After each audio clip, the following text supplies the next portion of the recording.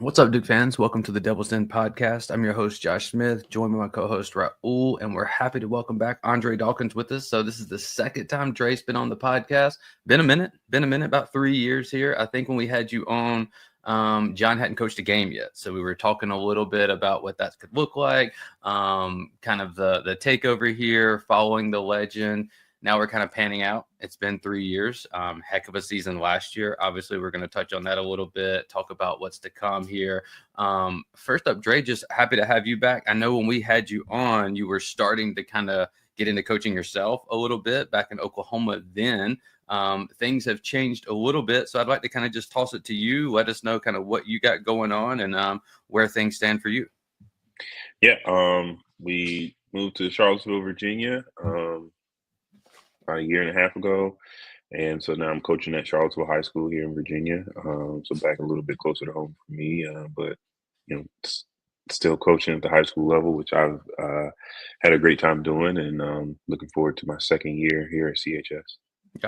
Yeah, and I know that the DMV is the roots run very deep up there. Obviously, there's a big pipeline here for Duke.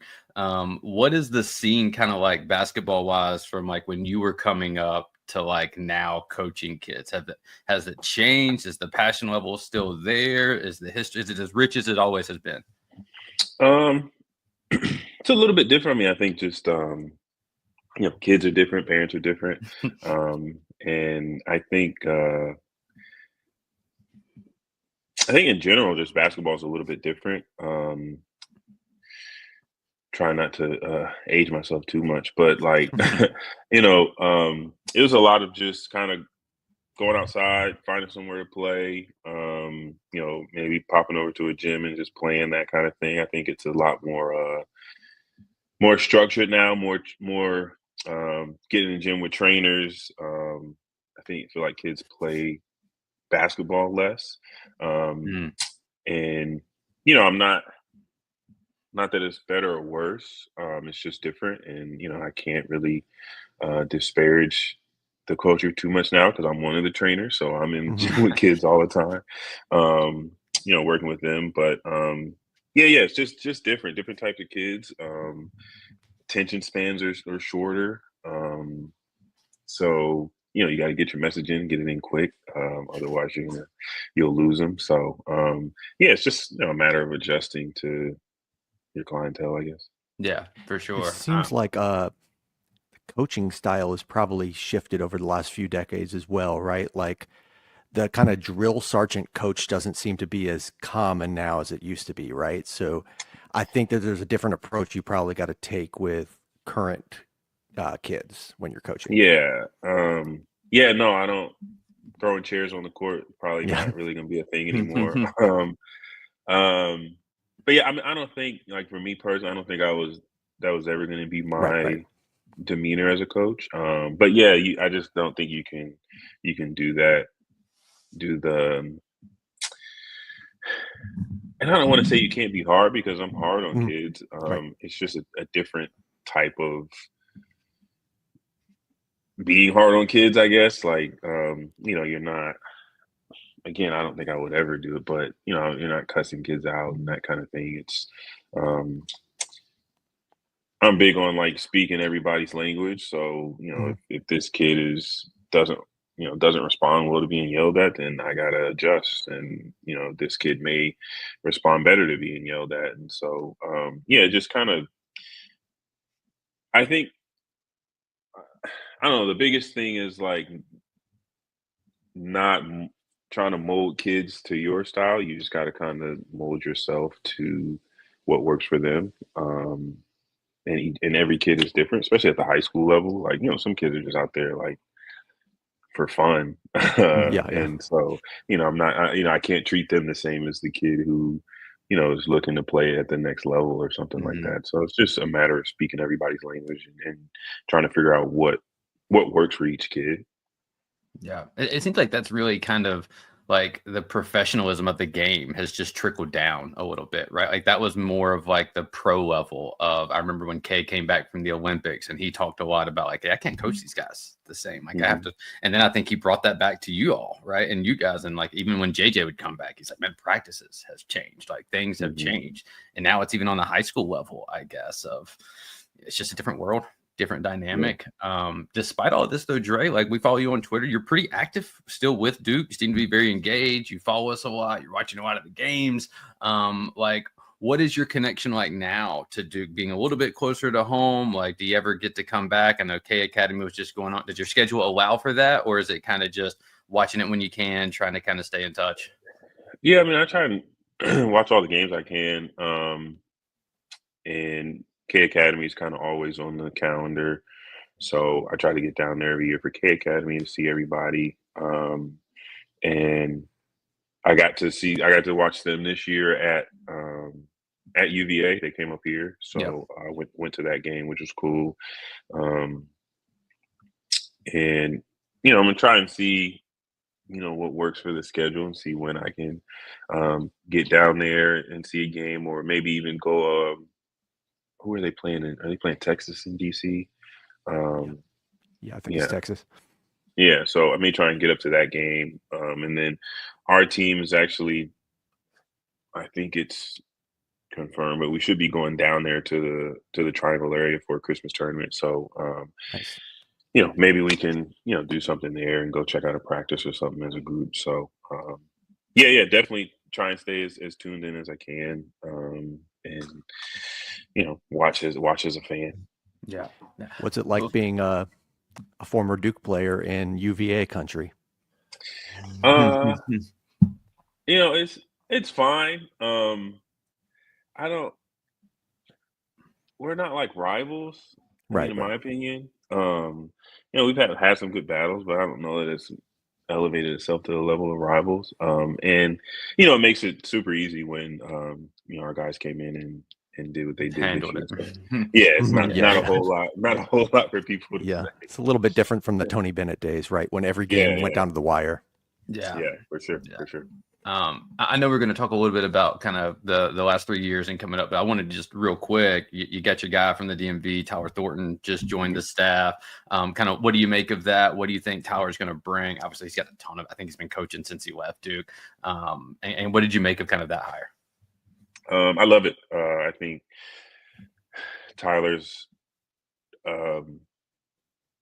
made to coach. Even when he was a player, I think you just kind of understood like at some point he was going to be a really good coach, and so I think it's a great hire. And I mean, I think John's done a hell of a job in his 3+ years of putting together really good staffs. And you can kind of tell because someone's always leaving, right? Someone's always getting grabbed by someone else. With Jay becoming the head coach, even just now J. Rob's going out to the Lakers. And so, just shows, he's hiring great people and he's continuing to do that. And I think Tyler's going to do an excellent job. He's done a really good job at Howard. Kept up with him just because, I've known Tyler since we were 9-10 years old. So kept up with him at Howard, and they did a great job there. And I think he'll continue to do a really good job at Duke. Yeah, we're excited to have him back. You mentioned the staff turnover. It's been kind of wild here. Thankfully for Sewell, just holding it down for us, keeping things the main thing. So I guess for you here, since it's been 3 years and now we've seen 3 seasons, 3 really different seasons, really. Kind of what do you make of kind of Jon's growth as a coach? And obviously last year coming off a Final Four, one of the best teams we've had in 20+ years here. Kind of where do you see this going, and what do you make of the last 3? I mean, aside from winning 2 more games this past spring, like I don't know how you have 3 better years to start your career, especially after coming after coach. Like that's as great of a job as Duke is, like that's coming after coach has to be the hardest job in the country. Just from sheer expectation and trying to follow somebody like that's footsteps. But I said from the beginning I thought Jon would do a good job just because I know the kind of competitor he is, and I know he I know the type of work he put in as a player, and I knew he would continue to do that as the head coach. And you can see he's just every year he's gotten a little bit better. I think he started to establish kind of what he wants in a roster, and he's gone out and been able to get those types of guys. Yes, the Cooper Flags of the world and the Cam Boozers, number one. That's great, but he's also putting pieces around them that make sense and fit. So like a Sion James was a massive pickup. For us last year, played great for us, did a lot of good things for us. But on the surface, you pick him up. It's not, it's not Cooper Flag. It's not Cam Boozer. Right. But it is a giant piece that really helped us win a lot of games last year. And so I like the way he constructs his roster. I like that you can kind of see exactly what he's looking for in players, and then he goes out and gets those players, whether they're the number one player or 30 or a transfer. So yeah, I think again, like his first 3 years have been incredibly impressive, and he's going to continue to learn, continue to get better. I know he's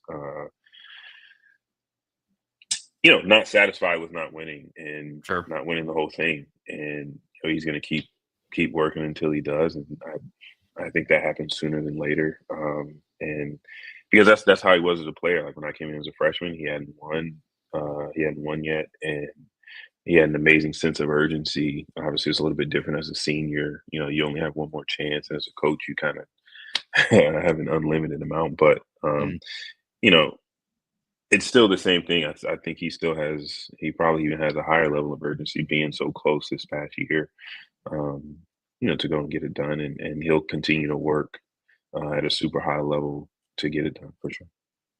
What do you make of how that's handled, like that last game? So obviously you come in year one, win a title, but then you were also on some teams that lost really early too, Mm-hmm. right? So like for you, like if you were going to kind of offer some advice or wisdom to the, obviously there's a lot of turnover for the player side, but the staff as well. Like, how do you think you approach that sort of heartbreak? Because I think this one is like nuanced, right? Because it's not that you just lost in the Final Four; it's you're up 14. You have a chance, and it just seemed like every little thing that had to go wrong in that last 2 minutes for us to lose went wrong. Like there's like 9 different things you can point to. Like you hit the front end, you make the layup, you hit the closeout, like you inbound the ball, whatever it is. How do you think you kind of approach that situation, like heading into a new season so quickly? I think you address it.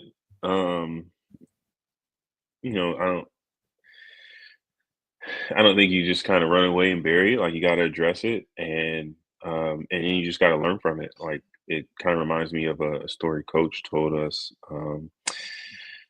early in his career. They were playing the ACC tournament against Ralph Sampson, UVA, and Ralph Sampson, and he did Ralph Sampson things, and they lost by a lot of points, like 50.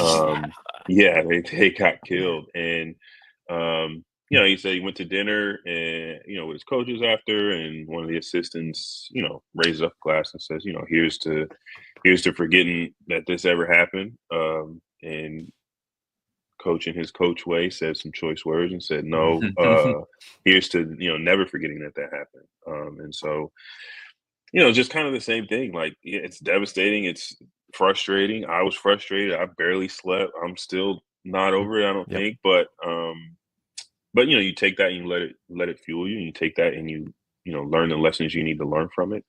So when you're back in that position, you don't make the same mistakes. Like especially at the college level, you got to learn how to win, from a coach's perspective and from a player's perspective. And it's difficult now because so much roster turnover, but that's why the 2010 team was so good, because they learned how to win by losing.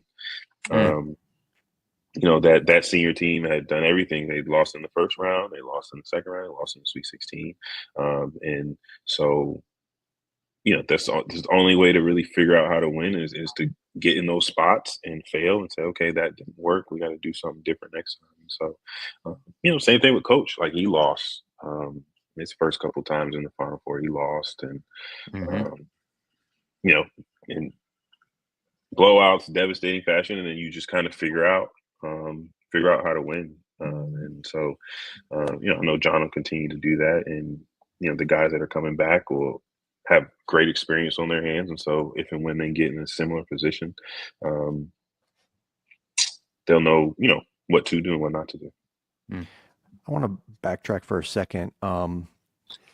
How has being a coach yourself kind of altered your perspective on like how you watch Duke games or just watch the game in general, being kind of on the other side of things, being the instructor rather than the one who's being instructed, right? Yeah, it is a little bit different. I try as much as I can to watch as a fan, but one, my wife probably gets super annoyed with me because I'm always rewinding stuff. I'm like, ooh, I like that play that John did. So let me write that down and try and, put that in the memory bank. So, from that perspective, I'm always watching, different situations and how teams handle situations. And I think,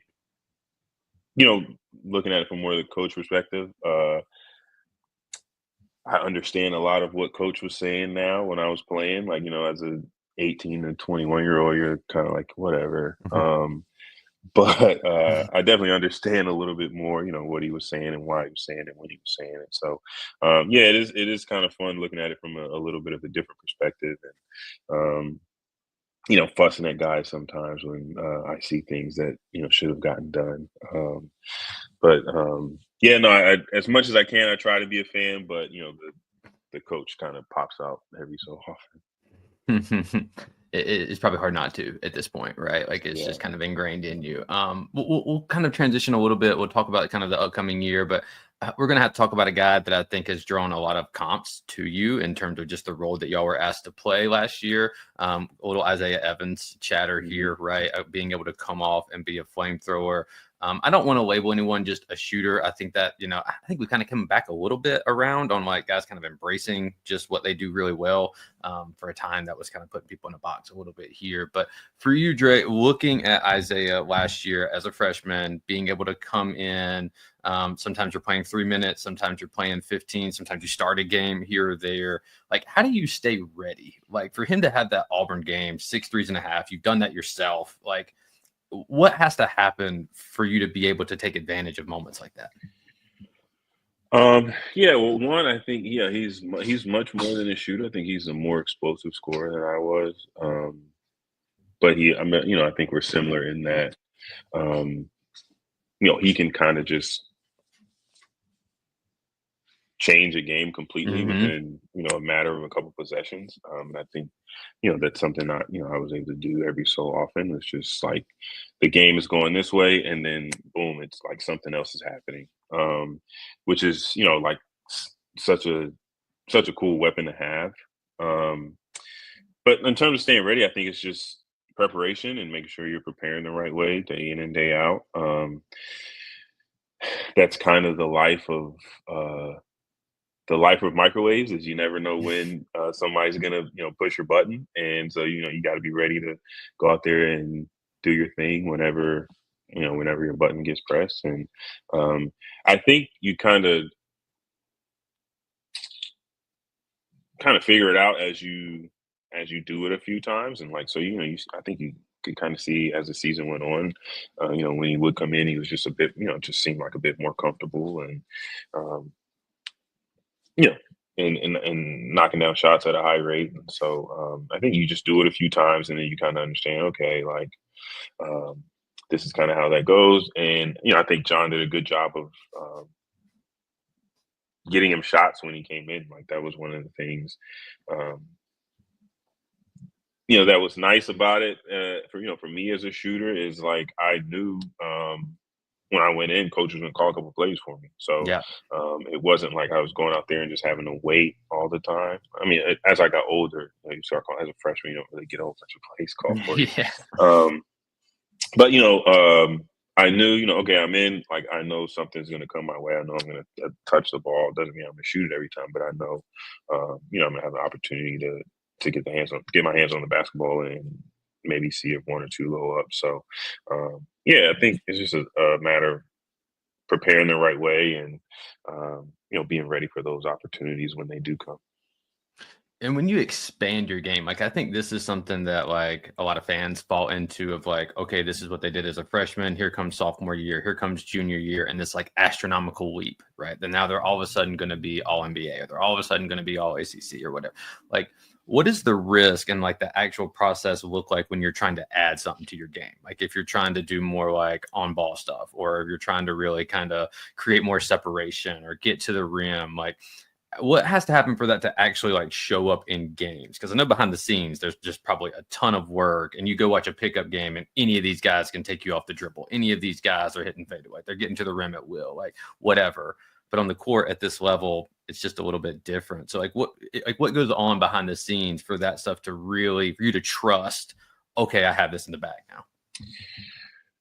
I don't know. It's kind of like twofold. Like one, just to stay on like the Slim example, like he's kind of like you mean, like he's really good off the dribble already. And I think he filled a role last year, right? Like that was the role he needed to fill. And so he did that. But you put him at a different school. He's averaging 18 and getting to the basket and shooting mid ranges and step backs and doing all this other kind of stuff. So I think one is like understanding, for the most part, all these guys are really good and can do a lot of different stuff. And, just so happen that sometimes your role is, to catch and shoot the ball. And, we've got other guys to drive the ball and we've got other guys to create.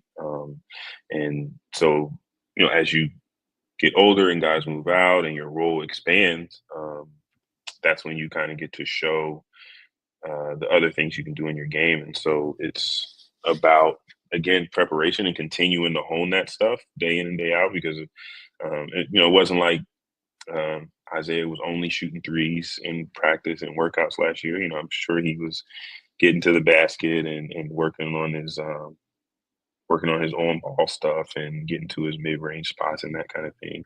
So it's not something that it's like, okay, well, my role is to shoot, so I'm only shooting in practice. Like he's continuing to work on those other things, and when it's your time to kind of expand that role and show that you can do more, you're ready to do that. And so yeah, I mean, I think like it's a little bit of a sacrifice at times, like to kind of slim your role down to exactly what it is the team needs you to do, and then when it's your time to now step into that different role, if you prepare it the right way, then you can go out there and do that. As a coach, how would you get a player to buy into that kind of sacrifice? Like if they can do more, but that for this given team, you really need to do them to do this one kind of narrow thing. How do you approach that in a way that doesn't make them feel like they're getting boxed in unnecessarily and makes them see the bigger picture? Yeah, I mean, I think first and foremost is like bringing the right people in on your team. Mm-hmm. And so having people who are understanding of this is a team sport. And so, that comes first. And kind of getting out in front of it, like at the beginning of the year, it's like we need everybody to do whatever is best for the group. And so for some guys, that's being on the bench and cheering. For some guys, it's going to be playing 30 minutes a night and bringing the ball up and being super aggressive. And some guys, it's you got to catch the ball and shoot the ball. And I think the buy-in just comes from, hey, you do what you're supposed to do. You do what you're supposed to do. You do what you're supposed to do. We'll be really good and we'll win a lot of games. And it makes everybody look good.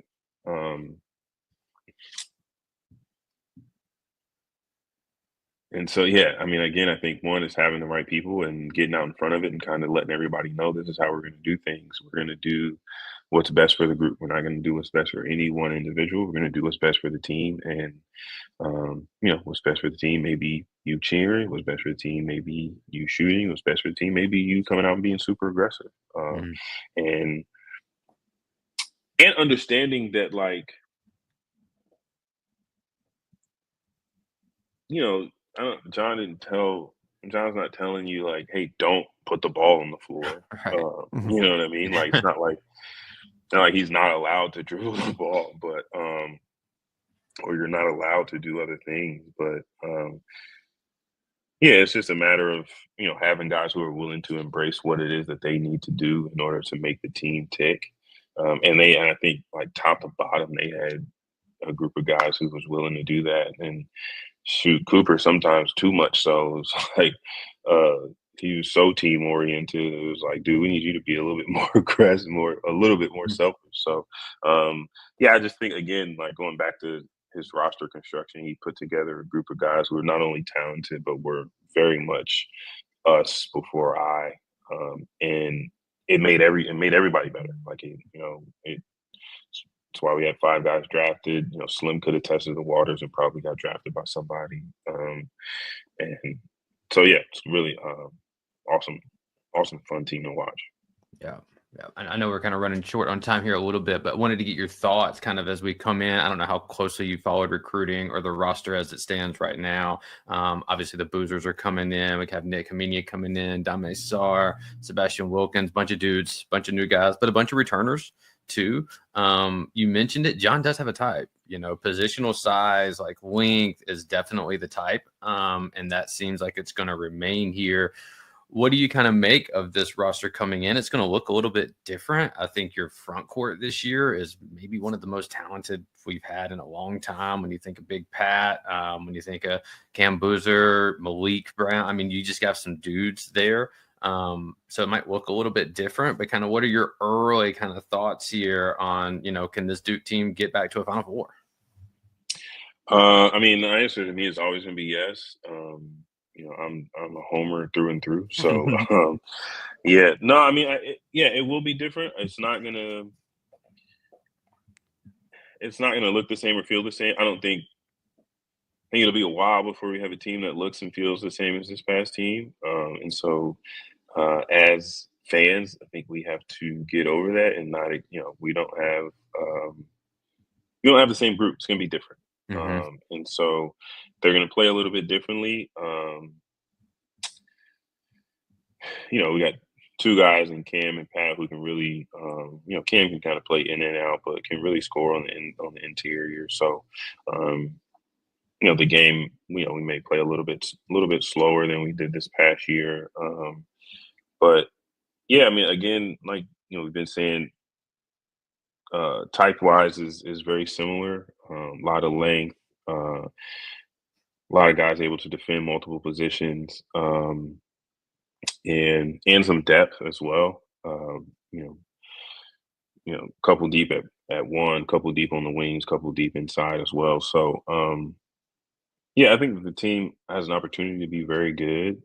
Um, it's just a matter of, in the summertime and in the fall, how it all comes together. I typically save judgment on the team till the new year, till ACC season starts. Like, that's, I don't put a whole lot of stock into November and December games. Just, as a player, I know, once the calendar turned, that's when, you really found out who you were as a player and who you were as a team. So, we'll see where they are in January and in early February, and how much, the younger guys progress. Who is Caleb Foster this year, as a junior. That'll be super important. You know, the leaps, the leaps that Isaiah takes, the leaps that Big Pat takes, the leaps. I'm super excited to see what Darren Harris does this year. So, yeah, I mean, I think it's a cool team, just because I think John will have a lot of options, just lineups wise. You can go big, you can go kind of small, spread teams out. Pound teams in the paint. So, you can kind of do a lot of different stuff. And again, I think that's what he's looking to do, just to create favorable matchups and situations for the group. So, yeah, I'm excited about all the possibilities for this group, and excited to see the the progress our returners make. I think that kind of makes or breaks the season. Yeah. Last thing, Dre, we'll get you out of here. Coach just talked recently for his media availability. He was asked about like jersey retirements, and at a certain point, do you reconsider like the qualifications at Duke, which are probably among the most intense in terms of what it takes for you to get your jersey retired? So you have to have graduated and either break like a school record or win like a National Player of the Year or break like a national record here. Obviously, the talent that you're bringing in for someone to do some of those things, probably not graduating in this day and age. So I'm curious, as an alumnus here, do you like keeping it as like this grail type thing of getting the jersey, or do you think there's some value, like Coach was saying, of like, maybe we have to reconsider and making sure we are honoring some of these guys that come in and just sweep Player of the Year awards, that go top 5? Like, where do you kind of fall on that? Or is that just something that doesn't really kind of matter to you either way? No, I mean, I'm kind of a traditionalist. So I like the, graduate, win MPOY, kind of thing. And just because, I think it's it's just kind of that extra token of appreciation for somebody who stuck around and did a lot of really good things for the program. And maybe there's another way to honor the one and done guys, like, because obviously, Cooper, Zion, those guys had incredible Paolo, years. Yeah, Paolo had incredible years at Duke and did some really, really great things. And, Cooper and Paolo taking teams to the Final Four, like, and, obviously as an alum, super appreciative of those guys and love those guys. So don't want to don't want to feel like I'm taking anything away from them. But yeah, I mean, I do think the jersey retirement, I'm fine with it staying as it is. Because, then you're kind of opening up a can of worms there because, like, if we're going to retire Coopers, then Nolan Smith is right up there on a guy who should probably be retired on your door. Kyle Singler should be, Grayson Allen's a guy who, we could throw him up there in the Raptors. So, Coach himself. Shit, yeah. John could be, John scored 2,000 points, won a national championship, and this and this and this. So, yeah, I don't know. It's tough. I'm glad I'm not making a decision on it. So, yeah, but I don't know. I mean, I think, maybe there's another way to honor, the one and dones and the guys who, who don't stay for long periods of time because, they're super important to the program as well and do a lot of great things for us. So, yeah, I don't know exactly what the answer is, but I love our system of who's in the rafters. You can look up there and okay, Player of the Year, Defensive Player of the Year. I know they graduated and spent time here. So, yeah, it's a long-winded way of saying I don't know. Yeah. I kind of mean to agree with you too. I do think for us as like fans, there was always like a sense of pride. We compare ourselves a lot to the fellas 8 miles down the road of like, yeah, we don't have all of that, right? Like you just can't come in here and be a somebody. Like you have to really pop. But at the same time, I think you're right too. Of like, well, maybe you don't have another one of those, and maybe that doesn't matter if you don't. I don't know. And then again, maybe something happens where a kid comes back, they're able to get paid now a little bit. We'll see. I know a lot of folks graduate in 3 years now too, so maybe that adds to the time. Yeah, Jay Williams was 3 years. Yeah, he was 3. Yep. Carlos, I think Carlos, Mike, and Jay might have all been 3, but I think Carlos had to come back to finish. But either way, Dre, I know we said about 30 minutes here. We appreciate your time. Anything you want to plug as your season kind of gets going on? Kind of talk a little bit about what summer workouts look like for you all. Excited about your season coming up. Maybe anywhere that locals or Duke fans might be able to check you guys out. Yeah. So we're just starting workouts. Getting back into the gym. Gave the guys a bit of time off, especially with high schoolers. Like, they're always doing other stuff and running track or playing lacrosse or something. So, give them time to do that. So, yeah, just getting back into the gym. Like I said, we'll hopefully be down in the Triangle area for Christmas tournament. A lot of our games are within an hour or so of Charlottesville. So anybody who's in Central Virginia somewhere, come check us out.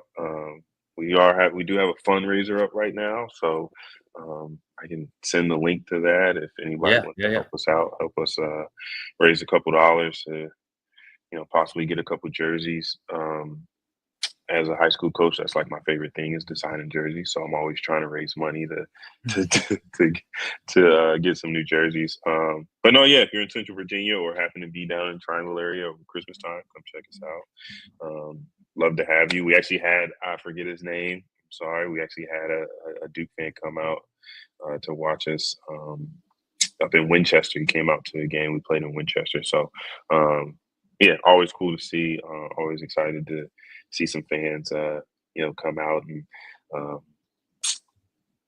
convince some of my players that I actually could play basketball decently well at one point in time. Yeah, for sure. Well, I'll say a little bit more than that. I don't know if you own this or not, Dre, but when I say you have the prettiest shot in Duke basketball history, where does that land? It's funny because I hate my shot at Duke. Oh my God. I hate it. It's so funky, but I mean, not that like that's like I'm splitting hairs because it was obviously good. But I changed it a bit as a pro. I got it more in front of me and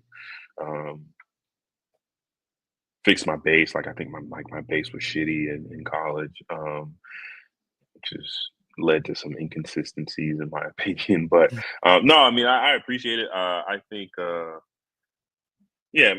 would say my shot looks as good as anybody's. I mean, I think Sands may be like a JJ or a Trajan. I think the biggest compliment I got was one time one of my teammates was like, when you shoot, I don't go rebound because I just think it's going to go away. So, which is, good and bad, like go rebound the ball if I miss, please. But I appreciate it. Appreciate all the love, I get from Duke fans. It's been great.